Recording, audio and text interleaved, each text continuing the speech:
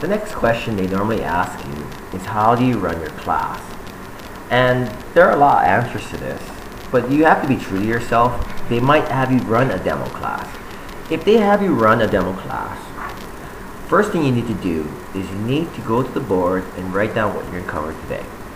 The typical education class loves the goals and the objectives for the day to be on the board so the students know what they're going to be learning and how they're approaching the topic. As a normal teacher that's been doing it for 15 years, I don't think they care about the objectives, but they do care about what's going to happen in the class. And so what I tend to do is I have a routine. And so during the interview, I just tell them bluntly, I have a routine and I have class rules. My class rules are very simple. They're objective and there's something I can check every single time. And the way I check it is very simple. My class rule is, ironically, 1, follow all directions, written or verbal. 2, keep hand, feet, and objects to yourself. 3, avoid foul language and gestures. 4, be in your seat. There's only 4 rules. There's not much you can do with those rules. I've seen people with 10 rules and kids love playing on about the rules. I think it's just a waste of time. But my rules are very objective. I look around the room and I can enforce the rule immediately. Keep your hand, feet, and objects to yourself. That means you can't throw things, you can't touch each other. Obscene gestures and words, they're just inappropriate in the classroom. And you can tell them, that we're trying to get you ready for the real world. And then staying in your seat, I have never seen a fight break out when 2 kids are sitting down. But when people are standing around milling about, it just doesn't look good, and it's a disaster because they'll touch each other, they'll bump into each other, someone will get mad. Have them in their seat. So I tell them my class rules, and teachers know that they're very objective. They're easily checked. Secondly, they're going to ask you how do you grade things. So when you're running your class, you always talk, like the first demo class, you're not going to talk about grading, but they'll ask you how to grade things. And generally my breakdown is 50% tests and quizzes, 30% work, and 20% participation. Because I wanted to know that when I teach a class, it's about assessment in terms of their tests and quizzes, which is the real world. It's about participating in class, so that this class is not teacher-centered, it's student-centered. That the students have to be actively participating and take part in class. It's not a boring, oh, Mr. Gary's going to talk for like 3 hours class. It's an interactive class. I'm going to ask them questions so they can get points in participating, and there's going to be homework. Especially in a math class, you have to tend to give homework every day and make them use their textbook. Administrators love this conversation. Okay? And when I do participation, I explain to them that kids start with like whatever the C grade is. So if the C is 70, they start with 7 points that day. If they don't participate or if they don't do anything, they don't get any more points. But if they participate, they get 1 more point. If they take notes, they get 1 more point. And so they can finish the day easily with 10. If they do bad things, then they lose a point and get a warning. If they lose 2 warnings, they get detention. 3 warnings, they're sent out of class. And then before you're able to return to class, they have to do a behavior contract. We sit with a counselor. We outline what behaviors are appropriate for the class. Ironically, I have never gone to the behavior contract in 16 years of teaching, but I have put people outside class. And when you put people outside class, you go outside, you isolate them, you talk to them about the behaviors, you talk about the modifications they want, and you document it on your clipboard. I have this clipboard that runs their participation. And I tell the students, like on Monday I have a clipboard I have calm from Monday. So when you screw up on Monday, I write down out of seat, swearing, playing games, inattentive. On Tuesday, I do the same thing. And so I have a running tally of what's going on in the classroom. Okay?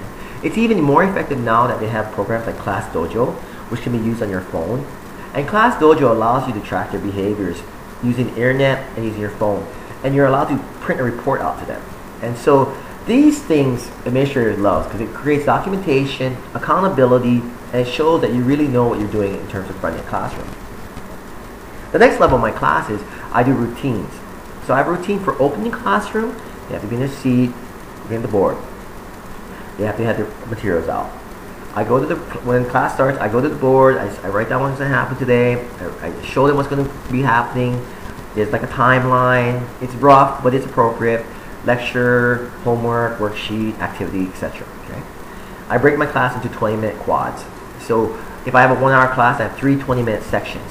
I think in terms of running a class, that's the attention span of the current school student, 20 minutes. And if it goes over, it goes over. If it goes under, it goes under. It's like the flow of the class. Administrators love conversations like this. If you can also talk about how you use programs to help your class, such as online learning programs like Moodle, Class Dojo.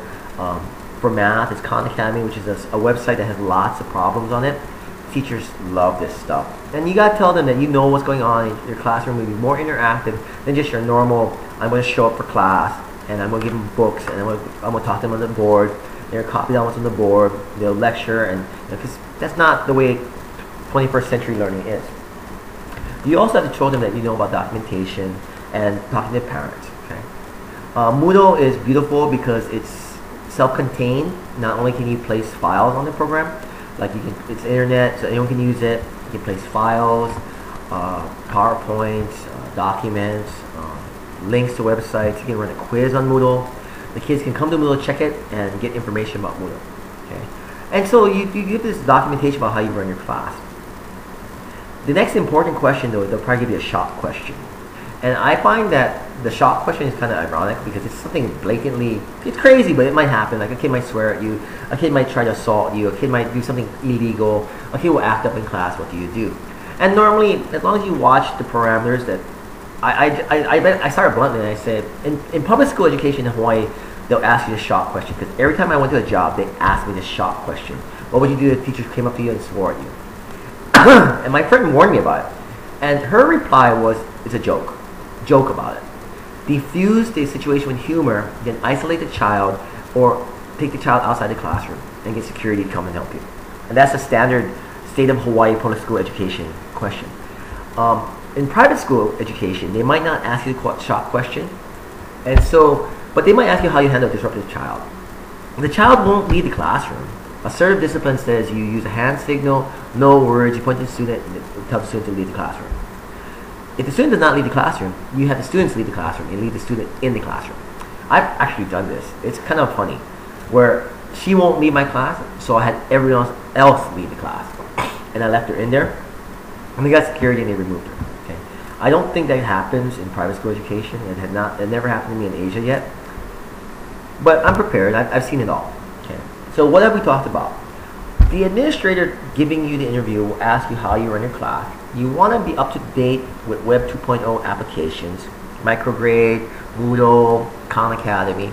You want to show them that you have a method to your classroom, that there's organization, that you have routines, starter class, during class, etc. That you have a discipline plan with a warning system, and that you're aware of the limitations of your occupation. That you're not gonna break any laws, you're gonna beat the kid, tie the kid up, etc. Okay. Once again, remember, stories work really well in your situation whenever you do an interview. So try to talk about your story and always put a positive spin on it. So good luck on your teacher interview. Be careful. Good luck on your teacher interview. Things to bring with you. Copy your resume. Bring more than one because there might be more than one person interviewing you. It might be the principal, the department head, and a class teacher. Have a sample lesson plan. Also, in case you have to run a lesson. Dress nice. Tie is always nice. Suits a little over the top. Hawaii, a lot of shirts pretty, it's nice. If you have a demo lesson, bring worksheets for 25 students or more. Have a copy of your class syllabus for them to look at. Have a copy of class rules. And just have fun with it. If you can't have fun teaching a demo class where your students are going to be on their best behavior, you're not going to be a teacher.